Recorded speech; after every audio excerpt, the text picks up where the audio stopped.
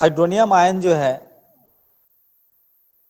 होता क्या है एक्चुअली, वहां पे जो है एक और हाइड्रोजन जो वाटर का मॉलिक्यूल है H2O, वहां पे एक और हाइड्रोजन आकर अटैच हो जाता है और वहां पे एक चार्ज आ जाता है H3O+।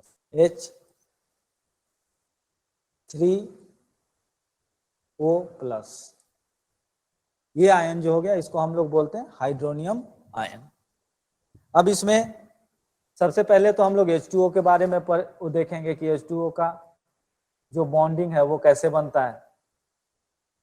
तो H2O का लुईस स्ट्रक्चर हमने ड्रॉ किया था, उसमें जो ऑक्सीजन सेंट्रल एटम था, इससे 2 हाइड्रोजन जुड़े हुए थे, ठीक है। तो ये क्या है, ये म्यूचुअल शेयरिंग है, दोनों के इलेक्ट्रॉन आपस में एक दूसरे से शेयर्ड है, एक इलेक्ट्रॉन इसके और एक इलेक्ट्रॉन ऑक्सीजन के, एक इलेक्ट्रॉन यहाँ ऑक्सीजन के, एक इलेक्ट्रॉन आपके हाइड्रोजन। क्योंकि हाइड्रोजन ऑक्सीजन के पास कितने इलेक्ट्रॉन होते हैं, वैलेंस इलेक्ट्रॉन, कोई बताइए? 6। तो 4 सर, 4 वैलेंस इलेक्ट्रॉन। हाँ 6 सर, 6 हाँ, तो वैलेंस इलेक्ट्रॉन 6 होते हैं। तो 2 तो ये यहाँ पे यूटिलाइज कर गया हाइड्रोजन के साथ बॉन्डिंग में, और 2 इसके पास लोन पेयर होते हैं, 2 इसके लोन पेयर हो गए। तो ये मान लीजिए 2 इसके लोन पेयर हमने बना दिया। अब कोई भी एसिड, किसी भी एसिड को अगर हम वाटर में डिजोल्व करते हैं तो वो क्या करता है, H+ आयन रिलीज करता है। H+ आयन जो है ये बस केवल क्या है, एक हाइड्रोजन में अगर हम हाइड्रोजन का वो देखेंगे तो उसमें बस एक इलेक्ट्रॉन होता है। एक इलेक्ट्रॉन को अगर हमने निकाल दिया है, एक इलेक्ट्रॉन को बाहर कर दिया है, तो इस पे क्या हो जाएगा, पॉजिटिव चार्ज हो जाएगा। अब ये पॉजिटिव चार्ज क्या है, बस न्यूक्लियस है हाइड्रोजन, और ये किसी भी इलेक्ट्रॉन से या किसी भी और एटम से अटैच होना चाहेगा, क्योंकि यहाँ से एक इलेक्ट्रॉन था, इसका एक इलेक्ट्रॉन जो एसिड के साथ कंबाइन था, वहां पे उस एसिड ने इसका एक इलेक्ट्रॉन ले लिया, क्योंकि वो हाईली निगेटिव एटम। अब ये क्या होगा, अब जब यहां से ये इस हाइड्रोजन से रिएक्ट करना चाहे, इस वाटर मॉलिक्यूल से, अब देखिए यहाँ पे तो म्यूचुअल शेयरिंग, यहाँ पे और यहाँ पे, इन दोनों जगह पे म्यूचुअल शेयरिंग है, यानी दोनों के पास, दोनों ने एक एक अपने अपने इलेक्ट्रॉन शेयर किए और वहां पे बॉन्डिंग बन गया, म्यूचुअल है ये। लेकिन इस हाइड्रोजन के पास, यहाँ जो हाइड्रोजन है इसके पास कोई इलेक्ट्रॉन नहीं है, लेकिन इसके पास 1s जो ऑर्बिटल है वो पूरा का पूरा खाली है, वैकेंट। क्योंकि एक इलेक्ट्रॉन जो थे इसमें, वो क्या हुआ, वो जिस एसिड में कंबाइन था, उस एसिड का जो हाईली निगेटिव इलेक्ट्रोनिगेटिव एलिमेंट जो था उसने इसको कर लिया, अटैच कर लिया। जैसे मान लीजिए HCl अगर टूटेगा, HCl को अगर डिसॉल्व करते हैं लिक्विड में वाटर के साथ, तो ये आपको वहां पे रिलीज करता है H+ and Cl-, H+ and Cl-।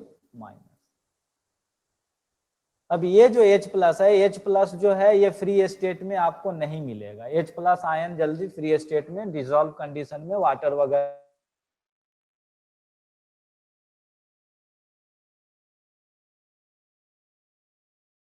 नहीं होता। यहाँ पे क्या होता है कि ये इलेक्ट्रॉन दो जो लोन पेयर है, लोन पेयर जो इलेक्ट्रॉन है वो यहाँ पे शेयर हो जाएगा, किसके साथ, ये शेयर होगा इस हाइड्रोजन के साथ। तो क्या बनेगा, ये इलेक्ट्रॉन, इसको रिप्रेजेंट कैसे करेंगे, ये दोनों इलेक्ट्रॉन यहाँ पे इसको डोनेट हो जाएगा, यानी शेयर्ड हो जाएगा। यानी इस कोवेलेंट बॉन्ड में जो तीसरा कोवेलेंट बना, बॉन्ड बना हाइड्रोजन के साथ, यहाँ पे क्या हुआ, यहाँ पे हाइड्रोजन का एक भी इलेक्ट्रॉन नहीं है, दोनों का दोनों जो लोन पेयर है वो ऑक्सीजन एटम का है। वहीं इन दोनों के बीच में शेयरिंग हुआ और ये हाइड्रोजन यहाँ पे कंबाइन हो गया इससे। तो ये जो शेयरिंग है इसको बोलेंगे, जो ऑक्सीजन हुआ इसको बोलेंगे डोनर एटम, यानी ये क्या किया, इसने इलेक्ट्रॉन को डोनेट किया। और ये जो हो गया हमारा हाइड्रोजन, ये हो गया आपका एक्सेप्टर, यानी इसने इस इलेक्ट्रॉन को क्या किया, एक्सेप्ट किया। अब यहाँ देखिए ये डोनर और ये एक्सेप्टर, ये डोनेट करेगा और ये क्या करेगा, एक्सेप्ट करेगा। इस कंडीशन में जब होगा तो कोऑर्डिनेट बॉन्ड बनेगा। तो कोऑर्डिनेट बॉन्ड होने के लिए क्या चाहिए, सबसे पहले तो लोन पेयर चाहिए। अगर लोन पेयर होगा तभी डोनेट होगा। यानी जो शेयरिंग होता है, शेयरिंग ऑफ इलेक्ट्रॉन जो होता है, वो इलेक्ट्रॉन क्लाउड जो दोनों एटम के बीच में शेयर्ड होता है, वो इलेक्ट्रॉन क्लाउड जो है किसका बनेगा, किसी एक ही एटम का वो होगा। वो कौन सा एटम होगा, डोनर एटम। क्योंकि ये हाईली पॉजिटिव चार्ज है, ये पॉजिटिव चार्ज बस एक न्यूक्लियस है, इसलिए ये जाके इस इलेक्ट्रॉन के साथ कंबाइन हो जाएगा। इसके इलेक्ट्रॉन को वो क्या करेगा, इसके इलेक्ट्रॉन से वो अपना ऑर्बिट या डुप्लेट जो कहिए उसको पूरा करना चाहेगा। तो इसको हम लोग एक एरो से रिप्रेजेंट करते हैं, लेकिन ये और इस पे पॉजिटिव चार्ज होता है। लेकिन यहाँ पे एक चीज है कि हमको यहाँ दिख रहा है कि हाँ यहाँ पे हाइड्रोजन दो कोवेलेंट बॉन्ड बना रहा है, एक कोऑर्डिनेट बॉन्ड बना रहा है, लेकिन एक्चुअली हम ये आइडेंटिफाई नहीं कर सकते कि कौन सा कोऑर्डिनेट बॉन्ड है और कौन सा आपका क्या है, कोऑर्डिनेट बॉन्ड है। वहां पे हम सीधा एक ही रिप्रेजेंटेशन करते हैं, वो क्या कि इस तरीके से ऑक्सीजन जो है इस तरीके से कंबाइन हो गया है, H H और यहां भी H और इसके ऊपर पॉजिटिव चार्ज, इस आयन इसके ऊपर पॉजिटिव चार्ज। इसके पीछे रिप्रेजेंट करने का एक ही लॉजिक है कि ये जो होता है ये रिजोनेंस दिखाता है, यानी ये इंटरचेंज होते रहता है, ये जो बॉन्डिंग है ये इंटरचेंज होते रहता है। बोलिए, कोई बोलना चाह रहे हैं कुछ? 80 माइक म्यूट कर दीजिए। ठीक है, तो यहाँ पे क्या है कि हम, क्योंकि हमने क्यों दिखाया इसको एक डेटिव बॉन्ड से, एक कोऑर्डिनेट बॉन्ड से, एक एरो से क्यों दिखाया, क्योंकि हम जानते हैं कि जो वाटर मॉलिक्यूल होता है या हाइड्रोनियम आयन होता है, दो कोवेलेंट बॉन्ड और एक कोऑर्डिनेट बॉन्ड बनाता है। तो हम कोऑर्डिनेट बॉन्ड इसको भी रिप्रेजेंट कर सकते हैं, तो ये दो कोवेलेंट बॉन्ड हो गया। हम कोऑर्डिनेट बॉन्ड इसको भी रिप्रेजेंट कर सकते हैं, तो ये दोनों कोवेलेंट बॉन्ड हो गया।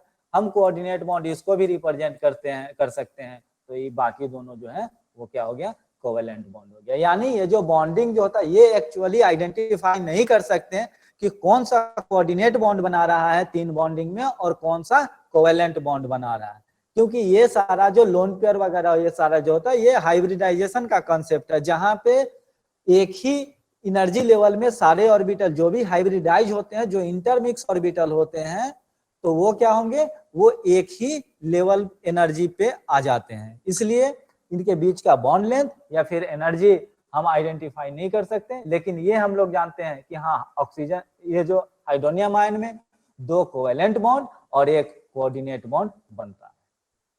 ठीक, अब चलिए देखते हैं कि अमोनिया में कैसे ये चीज होता है। अमोनिया का भी स्ट्रक्चर एक बार ड्रॉ करके देख लेते हैं। अमोनियम आयन में, अमोनियम आयन का हो गया NH4 प्लस, NH4 प्लस। ठीक है, देखिए NH3 का पहले हम लोग स्ट्रक्चर वो ड्रॉ करते हैं। H, तीन हाइड्रोजन एटम कनेक्टेड है और एक इसके पास लोन पेयर होता है।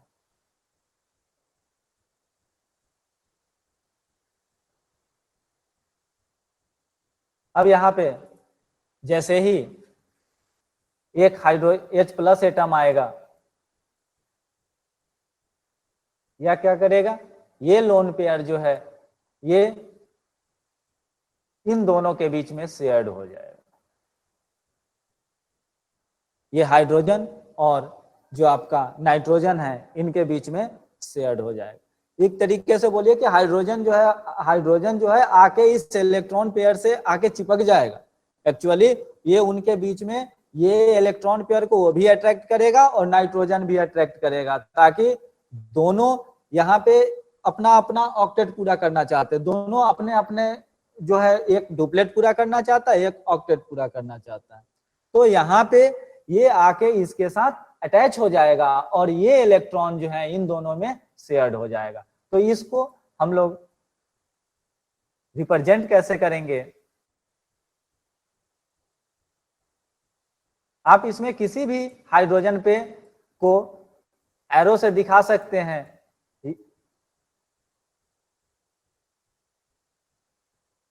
वही कोवैलेंट बॉन्ड है।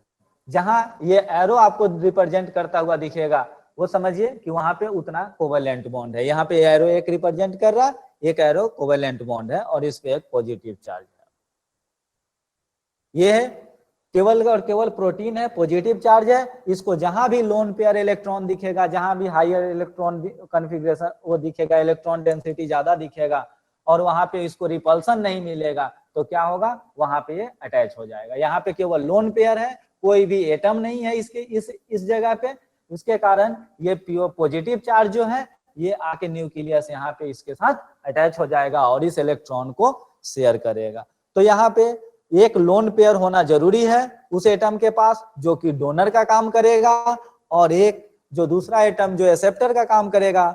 जनरली H हाइड्रोजन एटम ही एक्सेप्टर का काम करता है, तो वहां पे उसके लिए एक क्या होना चाहिए, एक वैकेंट ऑर्बिटल होना चाहिए, जिसमें इस दोनों उसको ऑक्यूपाई वो कर पाएगा, यानी शेयर कर पाएगा। कहीं कहीं पे अभी हम लोग एक और देखेंगे, अमोनिया जो है ब्रोमीन के साथ, ब्रोमीन BF3 के साथ भी आपको क्या बनाता है, एक कोवैलेंट कोऑर्डिनेट बॉन्ड फॉर्म करता है।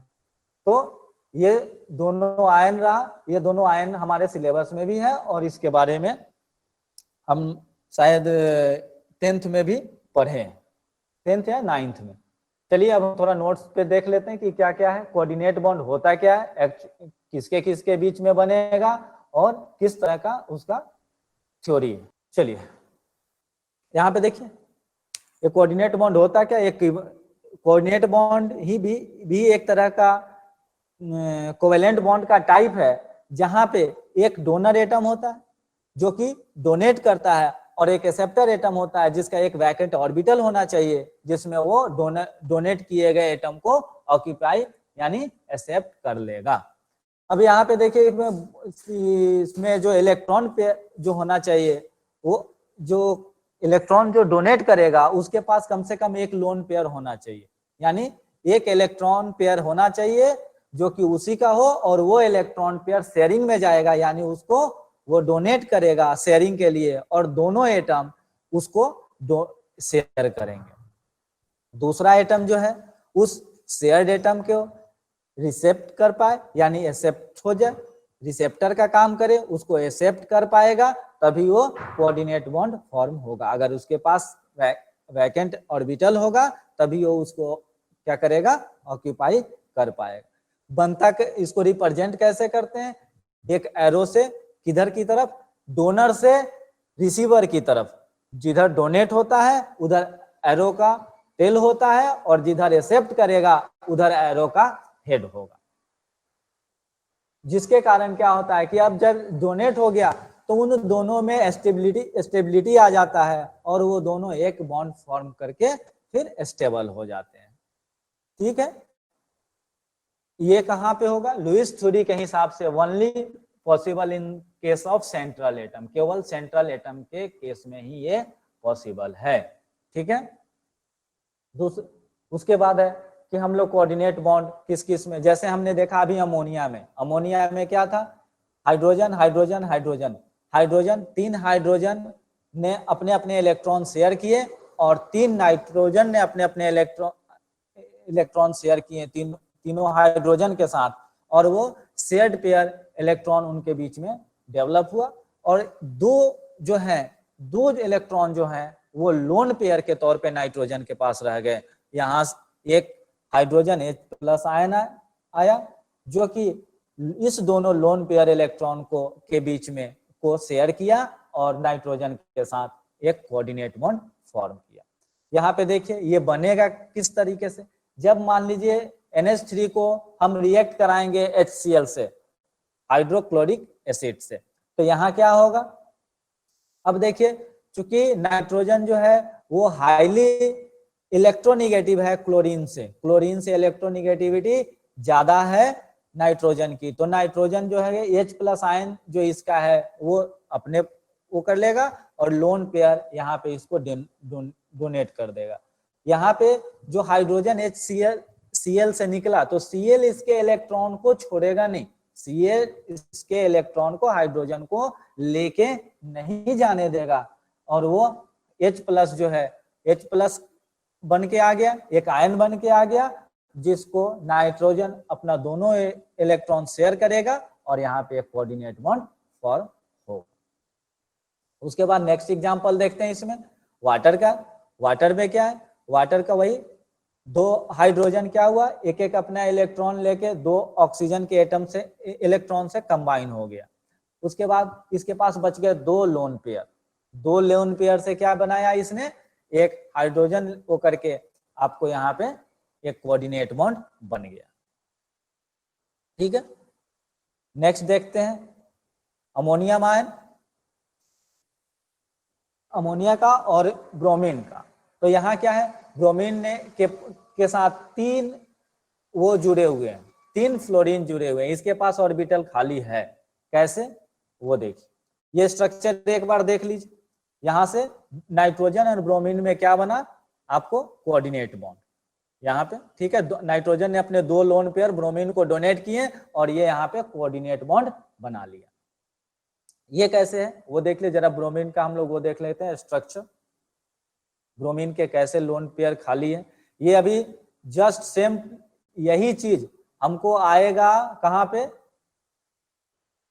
हमको दिखेगा अभी हाइब्रिडाइजेशन में। BF3 का हम लोग को BCl3 का भी हाइब्रिडाइजेशन देखना है।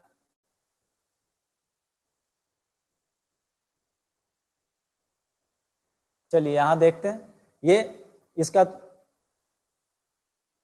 भी स्ट्रक्चर काम आएगा ही, तो इसको रहने देते हैं।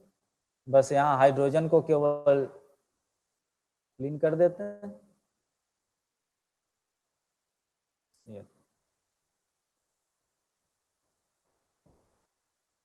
ये भी हो गया।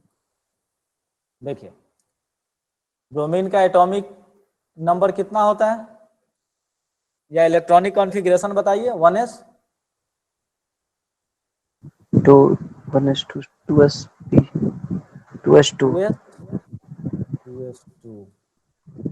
2p भी होता है। यस सर 2p6 और भी कुछ होगा। Bromine 1s2s2 yes sir 3s2 3s2 भी हो जाएगा। होता है सर। चलिए 3s2 भी लिख देते हैं। ब्रोमीन का 18 होता है ना। और भी कुछ होगा, अच्छा बोलिए। गलत है सही है या नो कमेंट। सर गलत है, गलत है। बोरॉन 5 होगा तब सर ना। 1s2 2s2 2p1 होगा सर। 2p1 yes. तो बताओ, अगर हम लिखते जाए तो लिखाते जाओगे, लिखते जाओ तो पूरा पीरियोडिक टेबल खत्म हो जाएगा। इसमें डाउट हो गया, आप ब्रोमीन बोले ना, तो फिर हाँ। ब्रोमीन का सर 18 होता है ना, ये बोरॉन है सर। अच्छा ब्रोमीन, अच्छा ठीक है बोल यस इसलिए। ठीक। चलिए ब्रोमीन आपका 35, 18 नहीं। ठीक है, ब्रोमीन आपका हो गया 35, बोरोन 5 और बेरिलियम 4। 1s2 2s2 2p1। ठीक है, जरा इसका ऑर्बिटल बना लेते हैं। ये 2s हो गया और ये इसका 2p हो गया।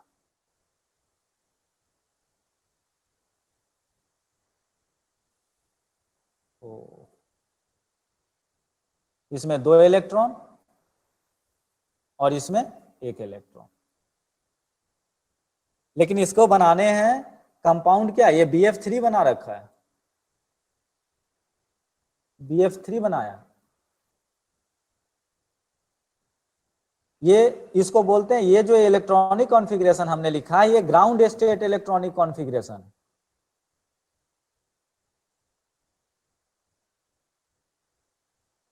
ठीक है, ग्राउंड स्टेट और एक होता है एक्साइटेड स्टेट।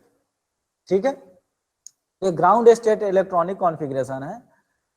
लेकिन इसको हमारा जो वैलेंस बॉन्ड थ्योरी था उसने क्या बोला था कि जो अनपेयर्ड इलेक्ट्रॉन है वही ओवरलैपिंग में पार्टिसिपेट करेंगे। तो अनपेयर्ड इलेक्ट्रॉन यहाँ पे कितने हैं, 1। तो क्या BF3 बनेगा?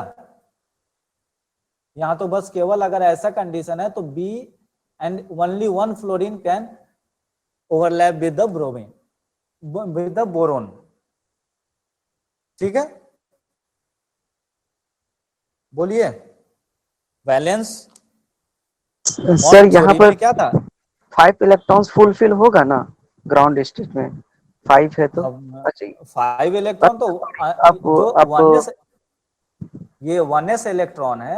1s इलेक्ट्रॉन तो वैलेंस ओके, ऑर्बिटल ओके। के अंदर का इलेक्ट्रॉन है, तो ये तो पार्टिसिपेट Yes, करेगा नहीं केमिकल रिएक्शन में। Okay sir. ये तो किसी केमिकल रिएक्शन में पार्टिसिपेट नहीं करेगा। और वैलेंस बॉन्ड थ्योरी हमारा क्या बोलता है कि only unpaired electron can take part in formation of bond. only unpaired electron can go for overlapping, only unpaired orbital can go for overlapping। तो यहाँ हमारे उसमें बोरोन का जो हम इलेक्ट्रॉनिक कॉन्फ़िगरेशन लिखे हैं वहां तो हमारा अनपेयर्ड इलेक्ट्रॉन को कितना है, 1। तो एक ही ओवरलैपिंग होना चाहिए, एक ही बॉन्ड बनना चाहिए। लेकिन यहीं पे कॉन्सेप्ट आ जाता है हमारा क्या, हाइब्रिडाइजेशन का। ठीक है, यहाँ पे कॉन्सेप्ट आ जाता है, नेक्स्ट टॉपिक वही है हाइब्रिडाइजेशन का। तो वहां क्या हो जाता है, यहाँ ये एक्साइटेड स्टेट में अब जाएगा। एक्साइटेड स्टेट में जब जाएगा तो ये जो इलेक्ट्रॉन है, ये इलेक्ट्रॉन यहां से जंप करके यहां चला जाए। ठीक है, तो एक्साइटेड स्टेट में इसका इलेक्ट्रॉनिक कॉन्फ़िगरेशन हो जाएगा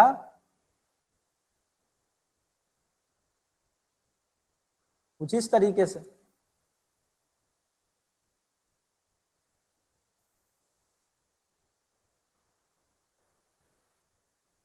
इस तरीके से, यानी ये इलेक्ट्रॉन हो कहां चला गया, वहां जंप करके चला गया। और ये तीनों का तीनों ऑर्बिटल, ये आपका 2s दिख रहा है और ये जो ये दिख रहा है, ये दोनों 2p एंड 2p, ये जो दिख रहा है 2 p ऑर्बिटल और एक s ऑर्बिटल जो दिख रहा है, ये तीनों के तीनों मिक्स हो जाते हैं।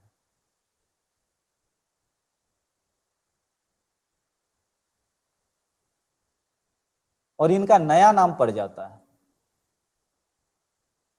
इनका नया नाम क्या होगा, इसमें कितने हैं s के 1, तो 1s और 2p, sp2 sp2 and sp2। 2 p के और एक s के ऑर्बिटल कंबाइन हो गए और उन्होंने नया ऑर्बिटल बनाया, उसको बोलते हैं हम लोग sp2 एंड sp2। अब ये जो फ्लोरीन है, फ्लोरीन का जो एटॉमिक जो कॉन्फ़िगरेशन होता है लास्ट सेल में, इस तरीके से इसके इलेक्ट्रॉन होते हैं।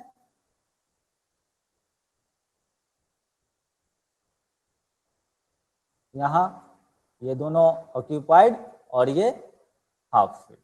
ये जो है अब 3 है, इसी तरीके से तीनों होंगे, तो एक इसके साथ कंबाइन होगा, एक फिर इसी का इसके साथ कंबाइन होगा और एक फ्लोरीन इसके साथ कंबाइन होगा, और तब आपका बनेगा क्या, BF3।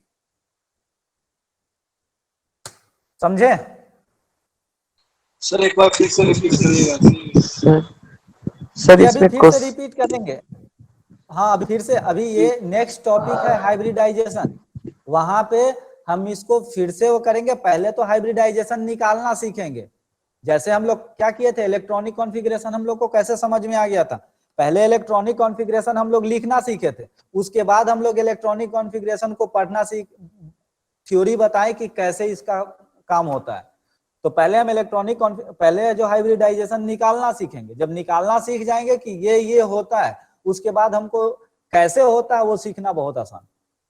ठीक है, बस ये चीज जान लीजिए कि यहां से अब इसके पास ये जो ऑर्बिटल रह गया, ये वैकेंट ऑर्बिटल रह गया, यहाँ पे ये वैकेंट रह गया, यहीं पे एक जो है ये डोनेट करा लेगा इलेक्ट्रॉन लोन पेयर इससे, और ये शेयरिंग हो जाएगा, इसके इस इलेक्ट्रॉन का शेयरिंग हो जाएगा ब्रोमीन ट्राइफ्लोराइड और अमोनिया के बीच। ठीक है, कोऑर्डिनेट बॉन्ड समझ में आ गया कि उसके पास एक फ्री ऑर्बिटल होना चाहिए और इसके पास एक लोन पेयर होना चाहिए। इस लोन पेयर को वो डोनेट कर देगा आपस के म्यूचुअल शेयरिंग के लिए, और वहां से उसका क्या हो जाएगा, इसका भी 8 इलेक्ट्रॉन ऑर्बिटल फुल और इसका भी फुल हो जाएगा। यानी ये एक ऐसा दान है जिसमें हमने दिया भी नहीं और दूसरे को मिल भी गया। समझे? Yes sir. यानी देखिए इसके पास जो इलेक्ट्रॉन थे 2 ये और 3 ये 6 और 2 8 इलेक्ट्रॉन हो गए। इसका नाइट्रोजन का अगर हम इलेक्ट्रॉन कैलकुलेट करते हैं, ये जो सेंट्रल एटम है, ये देखिए ये 1 2 3 4 और 5 6 और 2 8, इसके भी 8 पूरे हो गए। ठीक है, क्योंकि ये तो शेयर्ड है ना, इनके बीच शेयर्ड है ये, तो इस पे नाइट्रोजन का भी उतना ही अधिकार है जितना ब्रोमीन का अधिकार। और ब्रोमीन का कि BF3 में कितने हो गए थे, इसके जो 3 फ्लोरीन के आके कंबाइन हो गए थे, तो मान लेते फ्लोरीन का इस तरह से कंबाइन हो गया, तो 2 2 4 और 2 6 हो गए। ठीक है, और 2 इसको यहां से डॉटेड मिल गया, तो ये दोनों फिर इसके भी 8 हो गए।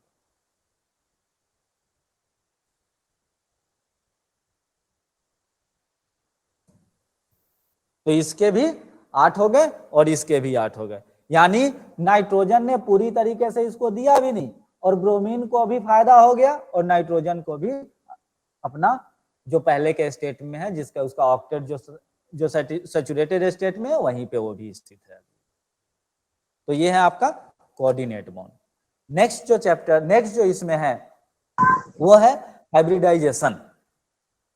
जैसा कि हमने अभी देखा, अभी तुरंत ये केस देखा था, इसी कंडीशन में यहां पे अगर वैलेंस बॉन्ड थ्योरी के हिसाब से अगर हम चलते हैं, समझे, वैलेंस बॉन्ड थ्योरी के हिसाब से चलते तो ब्रोमीन ट्राइफ्लोराइड बनता ही नहीं। इसी का एग्जांपल हम लोग देख लेते हैं।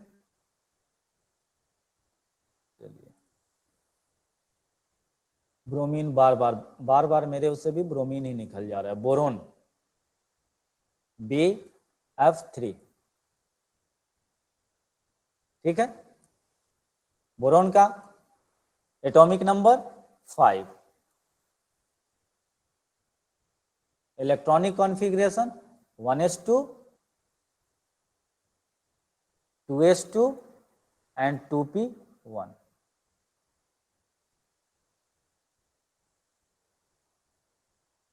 इसमें दोनों इलेक्ट्रॉन,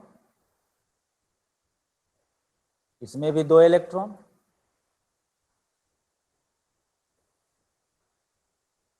इसको 3 पार्ट और यहाँ पे 1 इलेक्ट्रॉन। फ्लोरीन का देख लेते हैं। फ्लोरीन का atomic number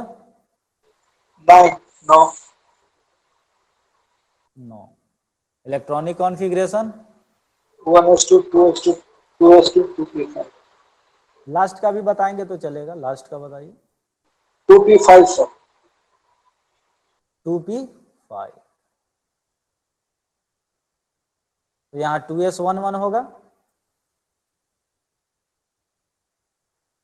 2s complete,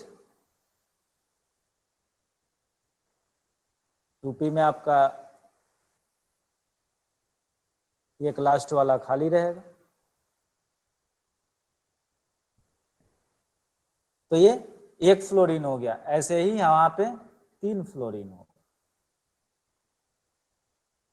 same to same उसका भी कॉन्फ़िगरेशन होगा, क्योंकि PF3 में आपका 3 फ्लोरीन पार्टिसिपेट कर रहा है।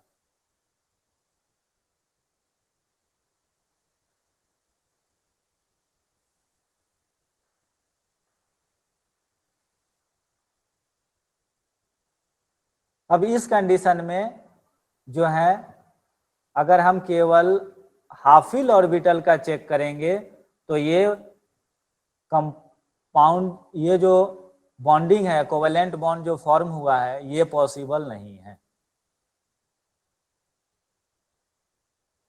क्यों? क्योंकि यहाँ पे हमारे पास एक ही वैकेंट ऑर्बिटल है, हाफ फील्ड ऑर्बिटल है, जिसके साथ केवल एक ही क्या हो सकता है, फ्लोरीन कंबाइन कर सकता है, ओवरलैप कर सकता है। एक ऑर्बिटल के साथ दूसरा एक ऑर्बिटल ही ओवरलैप कर सकता है, एक से ज्यादा ऑर्बिटल वहां से वहां पे ओवरलैप नहीं करेगा। अब क्या होता है कि यहाँ पे कॉन्सेप्ट आया, यहाँ पे हमारा वैलेंस बॉन्ड थ्योरी जो है वो फेल कर गया इसको बताने में।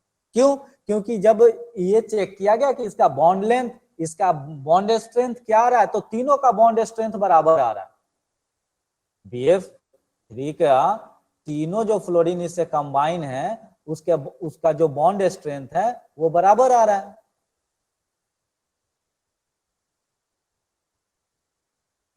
तो यहाँ पे आपका जो है वो फेल कर गया वैलेंस बॉन्ड थ्योरी, और आया हाइब्रिडाइजेशन का कंसेप्ट। हाइब्रिडाइजेशन भी आगे फेल कर जाएगा, वहां हाइब्रिडाइजेशन भी आगे फेल कर जाएगा, जब जहां पे लोन पेयर, जहां पे शेप की बात आएगी, स्ट्रक्चर की बात आएगी, तो वहां पे इसका भी हाइब्रिडाइजेशन को भी फेल कर जाना है। लेकिन हाइब्रिडाइजेशन आपको बहुत हद तक इस प्रॉब्लम को सॉल्व करके चला जाएगा। अब यहाँ पे देखिए, जब ये चीज नहीं हो पाता है तो यहाँ पे इंटरमिक्सिंग होता है, किसका, सेम एनर्जी या अप्रोक्सीमेट सेम एनर्जी लेवल जिसका हो। यहाँ पे 2s है और ये 2p, 2s एंड 2p दोनों जो है वो एक ही सेल के ऑर्बिटल है, यानी जो सेकेंड सेल है आपका k के बाद l, तो l सेल का ही ऑर्बिटल है दोनों, तो अप्रोक्सीमेट दोनों का एनर्जी लेवल आपस में बराबर, मतलब थोड़ा आगे पीछे, ठीक है। तो एनर्जी लेवल क्या होना चाहिए मिक्सिंग के लिए, हाइब्रिडाइजेशन के लिए, सेम या थोड़ा बहुत आगे पीछे हो सकता है, ठीक है। तो उस कंडीशन में जो है S और P क्या होगा, इंटरमिक्स करेगा। तो S और P, अब ऐसा होगा कि 2s 3p के साथ नहीं इंटरमिक्स करेगा। अगर किसी में 2s है और 3p है, अगर हो तो 2s 3p के साथ इंटरमिक्स नहीं करेगा, क्योंकि 3s का एनर्जी जो है 2s से बहुत ज्यादा है और 2s का एनर्जी 3s से बहुत कम। तो क्या होना चाहिए, सबसे मेन कंडीशन, पहला कंडीशन है कि इंटरमिक्सिंग ऑफ एटॉमिक ऑर्बिटल जो है, जो भी एटॉमिक ऑर्बिटल का इंटरमिक्सिंग हो रहा है उनका एनर्जी सेम होना चाहिए या नियरली सेम एनर्जी लेवल उन दोनों का होना चाहिए, आसपास होना चाहिए या एकदम एग्जैक्टली सेम होना चाहिए। तो जो न्यू ऑर्बिटल बनेंगे वो इन दोनों के कॉम्बिनेशन से बनेंगे, और उनका नाम कैसे होगा, तो अब नेक्स्ट इसका ऑर्बिटल बना लेते हैं। S एंड P यहाँ पे मिक्स हुआ और वहां पे बनेगा sp, नाम उसका आएगा। उसको किस तरीके से हम लोग रिप्रेजेंट करते हैं ये देखिए,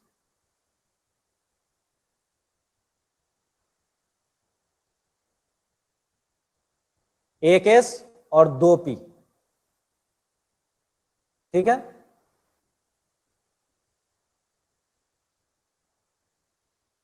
ये बना, इसका नाम क्या होगा, एक S और 2p मिक्स हुआ है तो तीनों का नाम sp2 sp2 एंड sp2।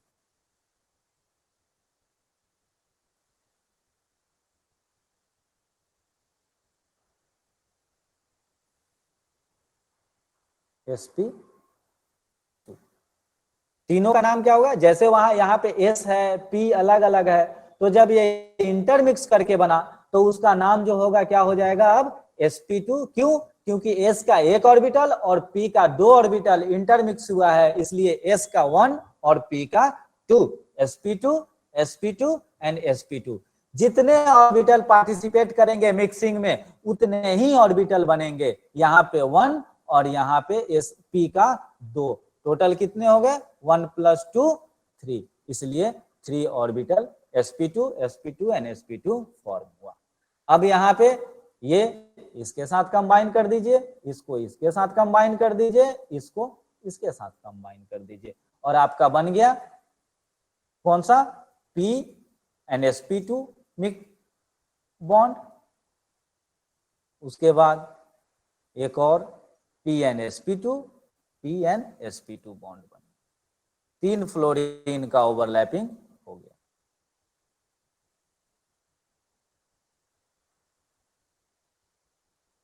बोलिए, इसमें किसी को कोई प्रॉब्लम?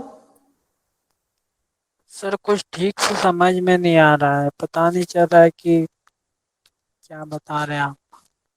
सर जो sp2 बताएं सर आप, और 3 जो लिखे वहां पर हाँ, वो इसका कि 2s का एक इलेक्ट्रॉन और इसका 2 इलेक्ट्रॉन, ये कैसे हुआ सर? इसमें तो एक ही इलेक्ट्रॉन दिखा रहा है 2p में, और इसमें 2s में 2 इलेक्ट्रॉन दिखा रहा है। 2 इलेक्ट्रॉन 2, अब देखिए 2s और 2p, इसमें इसके 2 ऑर्बिटल, एक मिनट थोड़ा क्लीन कर देने दीजिए।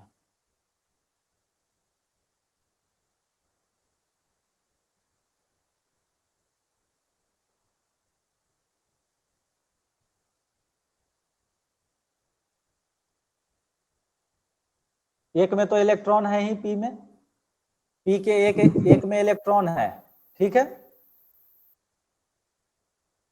अब देखिए p के एक में इलेक्ट्रॉन है, अब जो बाकी एक 2 p रह गए, एक ये और एक ये। हम ये नहीं बोले कि यही p जाएगा, ये भी जा सकता रिएक्शन ओवरलैप वो हाइब्रिडाइजेशन में। BF3 कंपाउंड बनता है, BF3 का जब वो बना गया, स्टडी किया गया, और वैलेंस बॉन्ड थ्योरी को जब स्टडी किया गया कि वैलेंस बॉन्ड थ्योरी के हिसाब से जो है BF3 BCl3 ये सब जो है नहीं बनना चाहिए, लेकिन ये कंपाउंड एग्जिस्ट कर रहा है और विथ सेम एनर्जी जो है लेवल है तीनों बॉन्ड। तो ये कैसे पॉसिबल है? तो उसी के बाद एक कंसेप्ट आया कि ये दोनों जो है हाइब्रिडाइज होगा, यानी जो s ऑर्बिटल और p ऑर्बिटल आपस में इंटरमिक्स होगा, ठीक है इतना, और p का ये दोनों ऑर्बिटल जो है पार्टिसिपेट किया हाइब्रिडाइजेशन में मिलने में। नॉर्मल केस में हाइब्रिडाइजेशन मतलब क्या होता है बताइए? बड़ा सा हाइब्रिड, बड़ा हो जाना, छोटा से हाइब्रिड बड़ा को तो बड़ा हो जाना, वो तो हम लोग उसके कंसेप्ट में सोचते हैं, जैसे कोई प्रोडक्ट आया तो उसका बड़ा कर दिए। हाइब्रिडाइजेशन 2 ब्रीड को मिक्स करना। हाँ, डिफरेंट 2 क्वालिटी को मिलाकर एक अलग सा डिजायर्ड क्वालिटी प्राप्त कर, ठीक है यही होता है ना। जैसे क्या लेते हैं हम लोग, बोलते हैं ना कि ये पौधे वगैरह में ही लीजिए तो बोलता है कि कलम कर दिया, इसको क्या कर दिया हाइब्रिड कर दिया। आम का एक दूसरा प्रजाति लिया, दूसरे प्रजाति को उसके प्रजाति के ऊपर क्या किया, उसको टैग कर दिया, बांध दिया, और नया पेड़ आपका जो निकल गया तो हाइब्रिड कर दिया। यानी फर्स्ट का क्वालिटी कुछ ले लिया, कुछ सेकंड का क्वालिटी ले लिया, और दोनों क्वालिटी को मिक्स कराकर एक थर्ड क्वालिटी का, उस रिक्वायर्ड थर्ड क्वालिटी का हमने डेवलप कर लिया। तो यहाँ पे चूंकि इस फ्लोरीन 3 फ्लोरीन ब्रोन से रिएक्ट कर रहे हैं, तो यहाँ पे क्या होगा, 3 क्या चाहिए आपको, ऑर्बिटल चाहिए, और वो भी हाफ फील्ड। ठीक है, तो वो 3 ऑर्बिटल कैसे हुए कि ये जो 2s है जो कि सेम एनर्जी लेवल के करीब करीब है, यानी थोड़ा एनर्जी लेवल क्या है,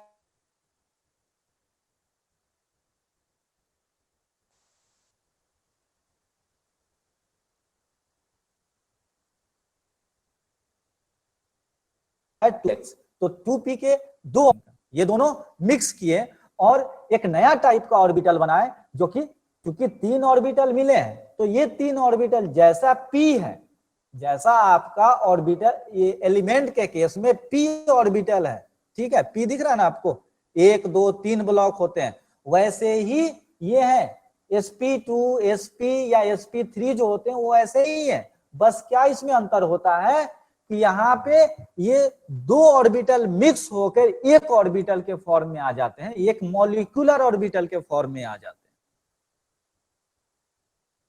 ठीक है, तो यहाँ पे s और p जो हुआ इनका मिक्सिंग हुआ और ये दोनों कंबाइन करके क्या बना लिए, 2 p का ऑर्बिटल लेके और एक s का ऑर्बिटल लेके, और ये एक्साइटेड स्टेट में इस कंडीशन में sp2 हाइब्रिडाइजेशन में आ गए। इनका नाम sp2 क्यों दिया गया, क्योंकि ये एक s और 2 p से मिलके बने हुए, इसलिए sp2 sp2 sp2 ये 3 ऑर्बिटल इन्होंने बना लिया। इन तीनों ऑर्बिटल से जो आपका जो फ्लोरीन है वो तीनों फ्लोरीन रिएक्ट कर गया और आपका BF3 जो कंपाउंड बन गया। बोलिए, कुछ थोड़ा बहुत आया समझ में? यस। चलिए, नया चीज है, थोड़ा बहुत आ गया तो बहुत चीज है, धीरे धीरे अभी इस पे बहुत आएगा। sp2 आया है, sp हाइब्रिडाइजेशन आएगा। sp2 पहले इसलिए बता दिया कि ये BF3 कंपाउंड आ गया हम लोग के सामने, ठीक है। तो इसी के केस में अगर हम फ्लोरीन के जगह अगर दूसरा वो ले लेते हैं, हाइड्रोजन ग्रुप का ही क्या ले लेते हैं, Cl ले लेते हैं, BCl3,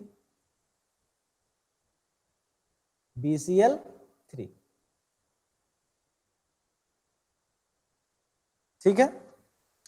इसका भी सेम टू सेम यही कंडीशन होगा, बस क्या होगा, यहाँ पे जो फ्लोरीन का 2s ऑर्बिटल था वहां पे वो 2p ऑर्बिटल था, वहां पे वो 3p ऑर्बिटल पार्टिसिपेट करेगा, ठीक है। तो बस लेकिन कंडीशन यही होगा, यहाँ भी बोरोन जो है वो क्या चीज में जाएगा, sp2 हाइब्रिडाइजेशन में जाएगा और तब वो रिएक्ट करेगा आपको किससे, क्लोरीन से, और यही आपका ट्राइगोनल स्ट्रक्चर बनेगा। और एक बॉन्ड से दूसरे बॉन्ड के बीच का जो डिस्टेंस होगा इसमें वो होगा 120 डिग्री के करीब, 120 और ये भी 120।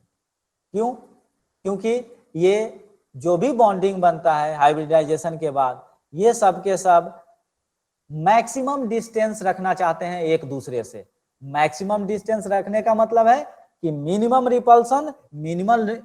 रिपल्सन का मतलब हो गया कि हायर स्टेबिलिटी, यानी जितना ज्यादा एक बॉन्ड से दूसरे बॉन्ड के बीच में डिस्टेंस होगा उतना ज्यादा उसमें क्या होगा, स्टेबिलिटी होगा।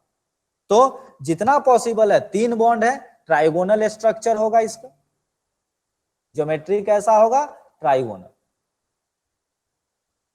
और sp2 हाइब्रिडाइजेशन में जाएगा। अब हम लोग चलते हैं, ये देखते हैं कि हाइब्रिडाइजेशन निकालते कैसे हैं, हाइब्रिडाइजेशन कितना होगा ये कैसे निकालेंगे। ये चीज बहुत ही आसान है, मैथमेटिकल कैलकुलेशन है बिल्कुल। देखिए यहां पे हाइब्रिडाइजेशन निकालने का फॉर्मूला है,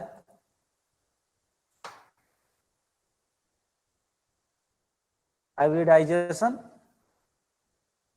इक्वल टू, यहाँ पे जो फॉर्मूला है वो क्या होता है, hybridisation equal to number of bonded atom plus lone pair. तो यहाँ देखिए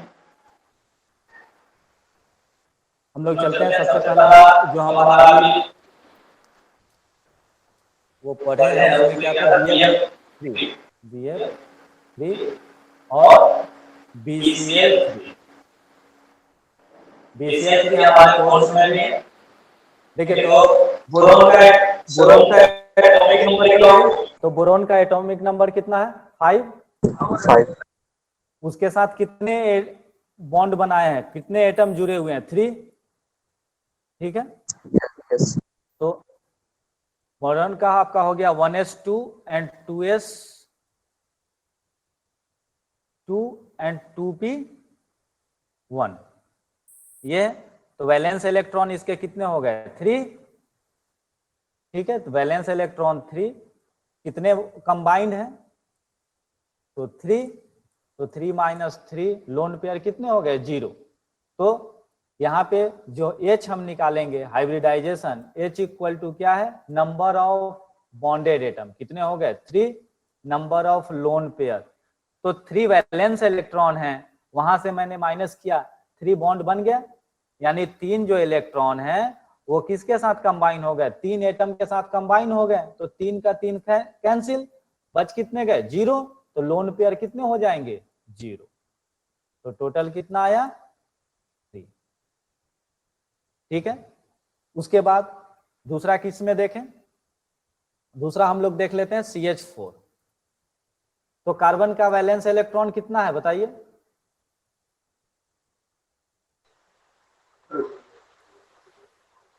कार्बन किसका, 14वें ग्रुप, 14वें ग्रुप का एलिमेंट है। तो वैलेंस उसका वैलेंस इलेक्ट्रॉन 4।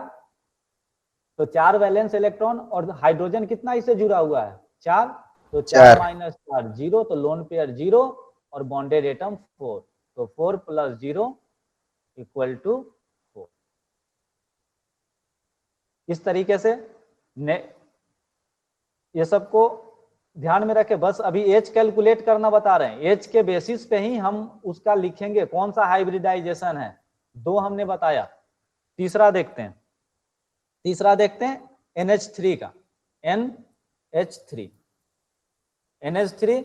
15 नाइट्रोजन 15वें ग्रुप का है, 15th ग्रुप। तो इसके जो वैलेंस इलेक्ट्रॉन कितने हो गए, 5। तो 5 और 3 इसका पेयर, 3 हाइड्रोजन से कंबाइन हो रहा है नाइट्रोजन। तो कितने बच गए यहाँ पे, 2 इलेक्ट्रॉन यानी 1 पेयर।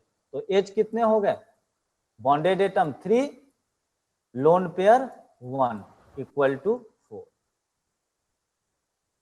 इसका भी क्या हुआ, आपका हाइब्रिडाइजेशन कितना आया, 4। अब देखिए क्या होता है, सबसे लोएस्ट हाइब्रिडाइजेशन होता है, हाइब्रिडाइजेशन नंबर आएगा 2 होगा। तो कहां से शुरू होता है, S और P से। तो एक S और एक P, 2 हो गया। 3 होगा तो एक S और 2 P, sp2। 4 तो क्या होगा, sp3। 5, अब देखिए 5 होगा तो क्या होना चाहिए बताइए, sp4। किसी का अनुमान है, sp4। लेकिन 4 के p के पास 3 ही ऑर्बिटल होता है, x y and z। तो 3 से ज्यादा p नहीं होगा, नहीं तो यहाँ s2 s1 s3 s4 भी हम लोग लिख सकते थे। तो क्या होगा, sp3 ही होगा। अब आ जाएगा यहाँ हाइब्रिडाइजेशन के लिए d भी, sp3d।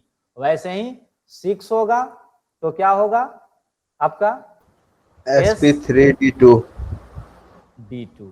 तो d कहां तक जाएगा, 5 तक। d के पास कितने ऑर्बिटल होते हैं, 5 से ज्यादा जैसे ही होगा तो वहां पे क्या आ जाएगा आपका, f आ जाएगा। हाँ, तो हम लोग को जो पढ़ना है वो यही 4 तक अभी पढ़ना है, sp3 तक। ठीक है, यहाँ पे देखिए, यहाँ पे हाइब्रिडाइजेशन का H कितना है आपका, 3। तो यहाँ पे हाइब्रिडाइजेशन क्या होगा, sp2। ठीक है, यहाँ पे हमारा H कितना आया, 4। तो हाइब्रिडाइजेशन क्या होगा, sp3।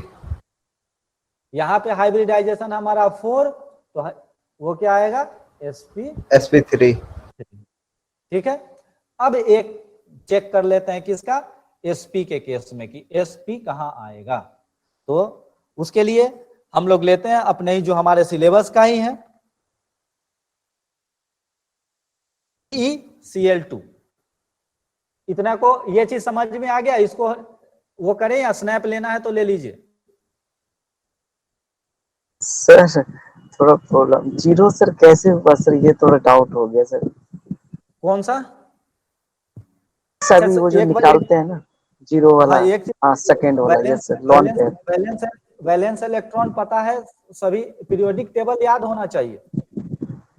Okay sir, periodic table का जब तक हमको याद नहीं होगा तब तक हम नहीं निकाल सकते। वैलेंस इलेक्ट्रॉन पता हो जाएगा, सो बताइए। हाँ सर हो जाएगा सर। वैलेंस इलेक्ट्रॉन जितना होगा उतने उससे माइनस कर दीजिएगा जितना आपका एलिमेंट यहाँ से कंबाइन है उसके साथ। जैसे यहाँ पे बोरोन है, इसके साथ कितने क्लोरीन कंबाइंड है? 3 3, तो यहाँ अच्छा। माइनस करेंगे 3।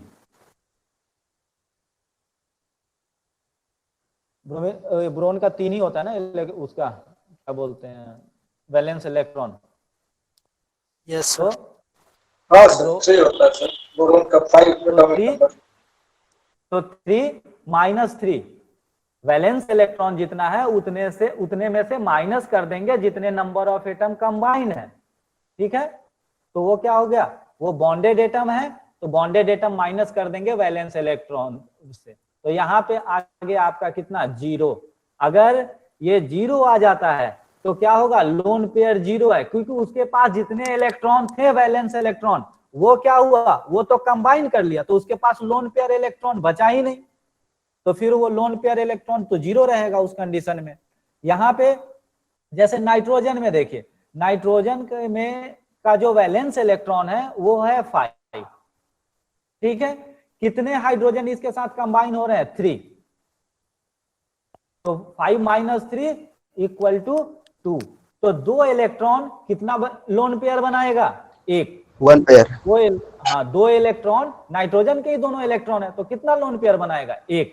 तो इसीलिए 1 पेयर। हमने यहाँ पे 3 क्या प्लस किया, 3 प्लस किया कि कितने एटम उस नाइट्रोजन के साथ कंबाइन हो रहे हैं, तो नाइट्रोजन के साथ 3 हाइड्रोजन एटम कंबाइन हो रहे हैं, तो इसलिए 3 नंबर ऑफ बॉन्डेड एटम कितने हो गए, 3। लोन पेयर हमने कैलकुलेट किया कितना, 1, तो 3 + 1 4। इससे हाइब्रिडाइजेशन नंबर हमारा मिल जाएगा कि जो कि 4 आया।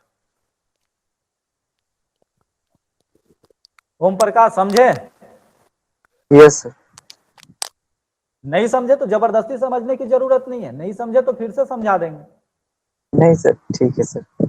ठीक है, कोई वैसा जबरदस्ती नहीं है कि हाँ समझे समझे समझना ही है, समझे तो ही हाँ, नहीं तो आगे भी कभी भी कोई क्लास ऐसा एक्स्ट्रा लेके फिर बता देंगे कि क्या होता है ये। ठीक है, ओके सर। उसके बाद एक हम लोग कैलकुलेट कर लेते हैं। 2 मिनट टाइम आपका ज्यादा हो गया है, 1 से 2 मिनट और ले लेते हैं। इसको स्नैप लेना है तो ले लीजिए। क्लियर करें? Yes sir.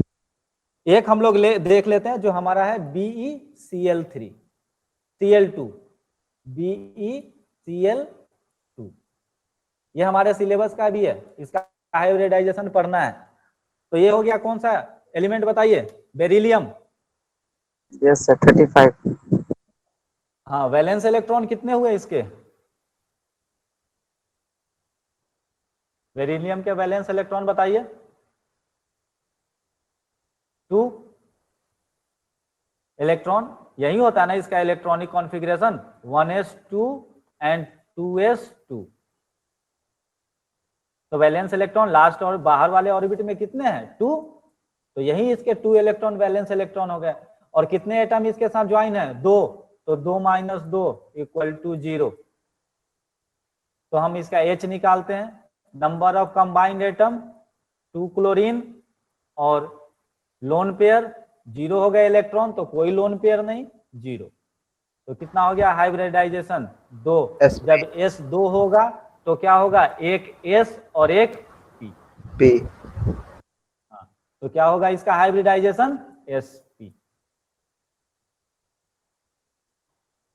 तो आपके लिए निकालने के लिए छोड़ देते हैं कौन कौन सा, H2O, NH3 का निकाल दिए हैं, BCl3 का निकाल दिए, BeCl2 का निकाल दिए हैं, और आपके लिए छोड़ देते हैं IF7, उसके बाद XeF4, इसका निकालिए। थोड़ा एक डिफिकल्ट है, अगर ये तीनों का आप निकाल लेंगे तो समझिए आप सीख गए, और हाइब्रिडाइजेशन फिर हमको कंप्लीट करने में ज्यादा टाइम नहीं लगेगा। इसका आएगा 4, इसका आएगा आपका 7, और इसका आएगा 6। बस ये स्नैप ले लीजिए और ये ट्राई कीजिएगा।